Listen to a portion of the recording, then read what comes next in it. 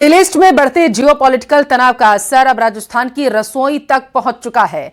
वैश्विक हालात के कारण एलपीजी आपूर्ति और इंपोर्ट पर दबाव बढ़ने की आशंका के बीच गैस वितरण व्यवस्था में सख्ती देखने को मिल रही है। देखिए, जयपुर, अजमेर, भीलवाड़ा, करौली, कई जगहों पर उपभोक्ताओं में हलचल देखने को मिल रही है। दरअसल भारत अपनी घरेलू जरूरत का एक बड़ा हिस्सा एलपीजी के रूप में आयात करता है और इसका बड़ा स्रोत मिडिल ईस्ट के देश हैं। ऐसे में क्षेत्र में बढ़ते तनाव और सप्लाई चेन पर असर की आशंका के चलते गैस कंपनियां वितरण को संतुलित रखने की कोशिश कर रही हैं। हालांकि अभी तक सरकार या तेल कंपनियों की ओर से इस नियम को लेकर कोई औपचारिक व्यापक घोषणा नहीं की गई, लेकिन कई गैस एजेंसियों ने 25 दिन के अंतराल के नियम को लागू करते हुए उपभोक्ताओं को उसी हिसाब से बुकिंग करने की सलाह दी है। ऐसे में इसका असर अब देखने को भी मिल रहा।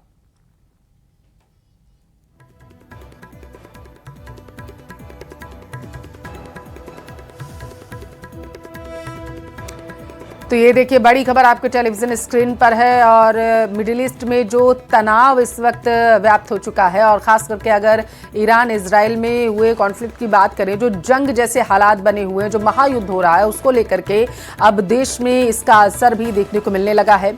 हालांकि राहत भरी खबर यह है कि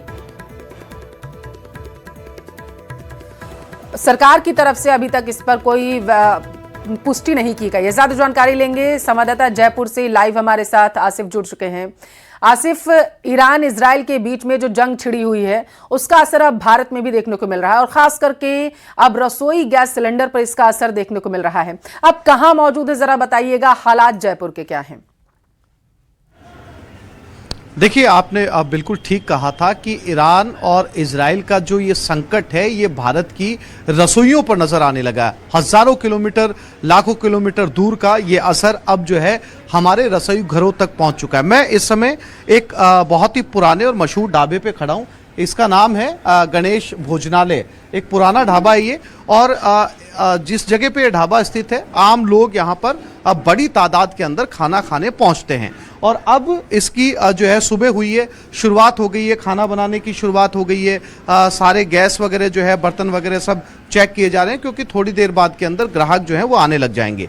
जब हम यहाँ पर पहुँचे तो हमें पता चला कि हमारे पीछे जो कमर्शियल सिलेंडर्स ये रखे हैं, और आप ये मेरे पीछे देख सकते हैं, ये कमर्शियल सिलेंडर है और ये आखिरी खेप है इनकी।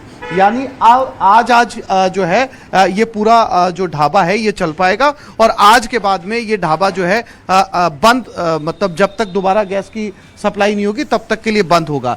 यानी कमर्शियल गैस की जो सप्लाई है उसके ऊपर रोक लगा दी गई है, और जो घरेलू गैस है उसकी सप्लाई को जो है कंटिन्यू करने के लिए कहा गया है। इस ढाबे के संचालक हमारे साथ हैं, उनसे बात करते हैं। क्या नाम है आपका? दीपक कुमावत। दीपक, ये बताइए, बहुत पुराना ढाबा है, बहुत बड़ी तादाद में लोग यहाँ पर खाना खाने पहुँचते हैं। कितने कमर्शियल सिलेंडर आपके पास बचे हैं, कितना स्टॉक बचा है और कब बंद होने की नौबत आ गई है? सर, हमारे पास आज का स्टॉक बचा है, कल का कोई पता नहीं है, और ये आज लास्ट हो गया हमारे पास। आपने बुकिंग करवाई अगली खेप की, तो कितने दिनों का आपको पता चला, कितने दिनों बाद मिलेगा? हमें तो सर 2-3 दिन पहले पता चला है। एजेंसी वालों ने बताया कि सिलेंडर आगे से बंद हो गया, प्लांट बंद हो गया है, तो अब व्यवस्था नहीं बैठ पा रही। तो दीपक, आप क्या वैकल्पिक व्यवस्था करेंगे, क्योंकि आपके पास आज का स्टॉक है, उसके बाद में आपको जो है वो ढाबा कैसे चलाएंगे आप?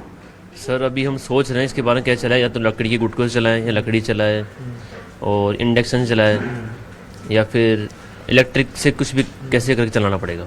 यानी सीधे तौर पर आप देख सकते हैं, ये दीपक हैं, संचालक हैं इस गणेश भोजनालय के, और इनका साफ तौर पर कहना है कि अगर आज के स्टॉक से काम चल जाता है तो ये वैकल्पिक रास्तों पर विचार कर सकते हैं। इसके कई तरीके उन्होंने बताए, लकड़ी पर लौटेंगे या फिर जो है वो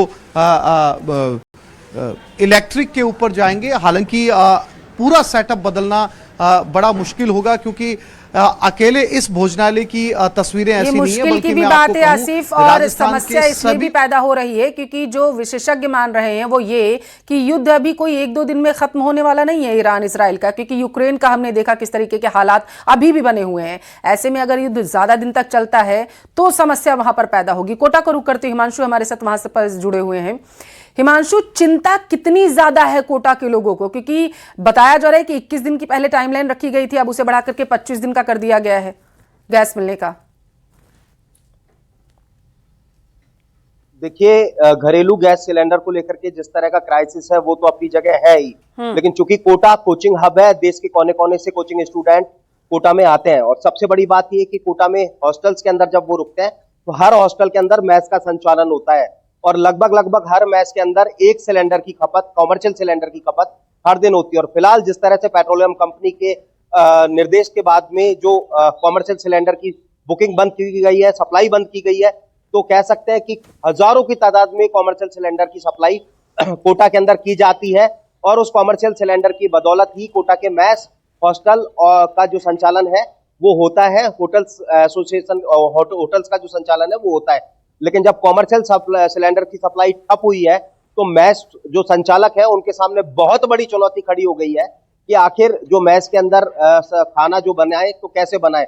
अब वैकल्पिक जो रास्ते हैं वो तलाशे जा रहे हैं, लेकिन सबसे महत्वपूर्ण बात यह है कि जो कॉमर्शियल सिलेंडर 2 दिन 3 दिन पहले तक 1,500 रुपए में मिल रहा था वो अब 2,500 3,000 रुपए ब्लैक तक जो है वो बिक रहा है। यानी कि सीधे तौर पर अब कॉमर्शियल सिलेंडर की बड़ी कालाबाजारी जो है वो शुरू हो गई है।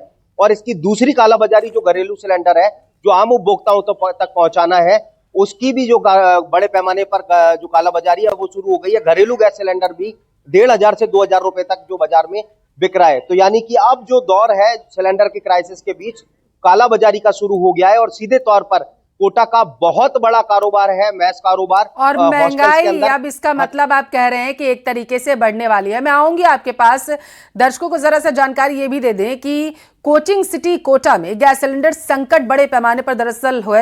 हॉस्टल मेस की बात करें, होटल कारोबार की बात करें, प्रभावित हो रहा है। ईरान और इजराइल युद्ध का असर अब कोटा के कोचिंग कारोबार तक पहुंच चुका है। देश भर से हजारों दरअसल जो कोचिंग छात्र हैं कोटा में कोचिंग करने के लिए आते हैं और उन बच्चों के खाने के लिए हॉस्टल्स में मेस का संचालन किया जाता है। अब जब कॉमर्शियल गैस सिलेंडर की सप्लाई बंद हो गई है, जैसा हमारे संवाददाता बता रहे हैं, तो इसमें सीधा असर कोटा के मेस कारोबार पर भी पड़ सकता है।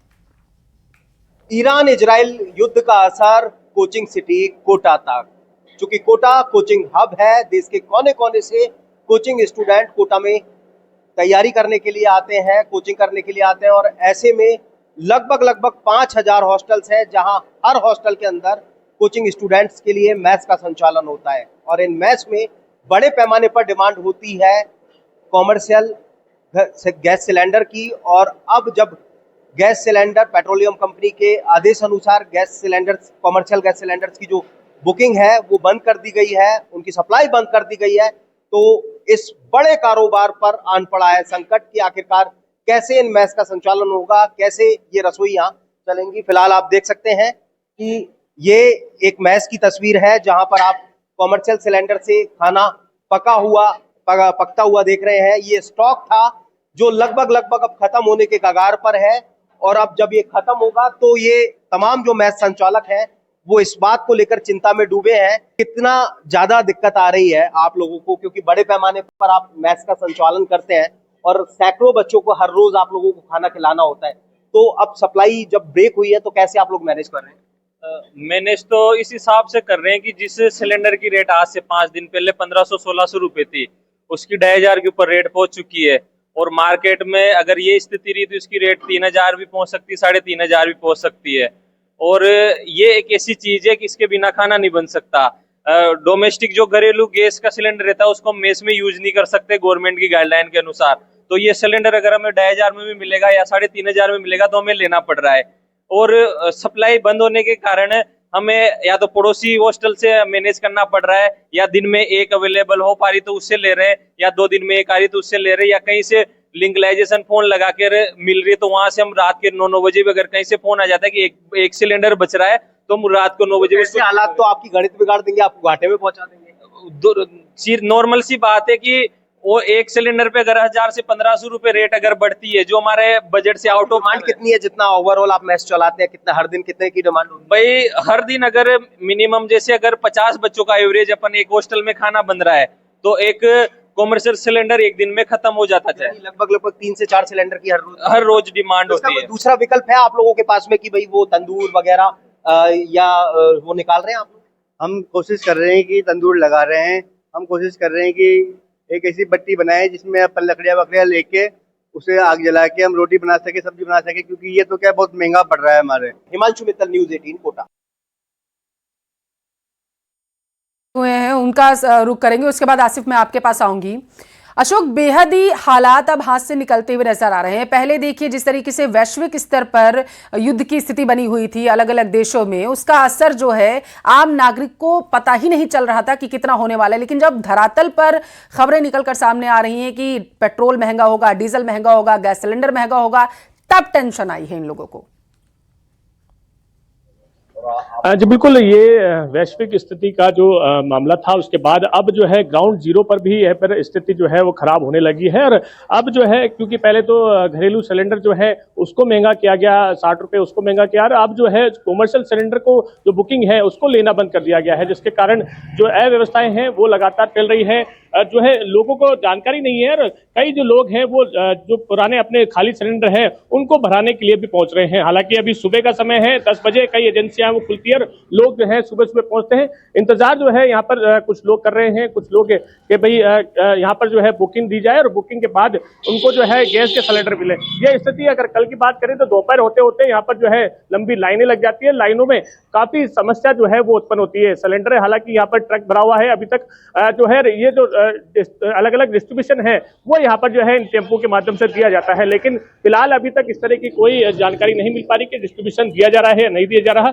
लोग यहाँ बैठे हैं, उनसे बातचीत करते हैं। किस तरह की समस्या आ रही है? गैस सिलेंडर मिल रही है टाइम पर? हाँ मिल रही है साहब, ये सिलेंडर तो मिल रही है, जब तक आए जब मिल जाती है। आए नहीं कोई अभी तक? अभी तक तो नहीं आए हैं। अंदर बैठे हैं आप कह रहे? और अभी एक आदमी बैठे हैं अंदर, बस। देने वाले नहीं आए अभी तक? अभी वो जो बुकिंग करते वो नहीं आए अभी। जी, तो आप ये बता रहे हैं कि देने वाले नहीं आए हैं। कुछ लोग हैं अंदर, उनसे बातचीत करते हैं। क्या इस तरह की स्थिति हो रही है? कोई समस्या है या नहीं है? क्या मतलब ऐसा लग रहा है कि गैस सिलेंडर की कमी है या लोग परेशान हो रहे हैं, खामखाम लेने आ रहे हैं? परेशान तो लोग हो रहे हैं, लेकिन आगे से भी सप्लाई लेट आ रही है। लेट आ रही है? अभी भी सिलेंडर का ट्रक बाहर खड़ा है? नहीं, अभी तो वो आएगा। अभी गाड़ी प्लांट से गाड़ी निकली नहीं है, आएगी। तो क्या मतलब स्थिति क्यों ऐसी बन रही है कि ऐसा लग रहा है कि गैस सिलेंडर की कमी है या आगे से कमी है? आगे से कमी है, और यही वजह है कि अब राजस्थान में हालात जो हैं वो हाथ से निकलते हुए नजर आ रहे हैं। बहुत शुक्रिया आसिफ और अशोक तमाम जानकारी साझा करने के लिए।